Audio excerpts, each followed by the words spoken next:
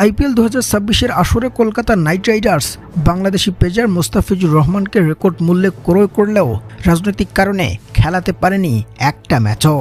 তবে দিল্লি ক্যাপিটাল সরাসরি এবার দলে যুক্ত করে নিল মোস্তাফিজুর রহমানকে।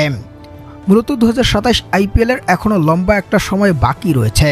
তবে আইপিএলের মালিকানাধীন দলগুলোর একাধিক ফ্র্যাঞ্চাইজি টুর্নামেন্টে দলের মালিকানা নিয়ে থাকে, যার ধারাবাহিকতায় আইপিএলে দিল্লি ক্যাপিটালের মালিকানাধীন জিএমআর গ্রুপের দল আইএল টি20তে দুবাই ক্যাপিটাল, যেখানে এবার সরাসরি যুক্ত হলেন বাংলাদেশি এই তারকা পেসার। গত আসরে দুর্দান্ত সময় পাড়ি দিয়ে দেশের ক্রিকেটের ব্যস্ততার জন্য দলকে সন্তোষজনক স্থানে রেখেই দেশে ফিরেছিলেন ফেজ। তবে এবারের আসর আসার আগেই ওকে অগ্রিম কিনে রাখল দিল্লির মালিকানাধীন এই দুবাই ক্যাপিটাল।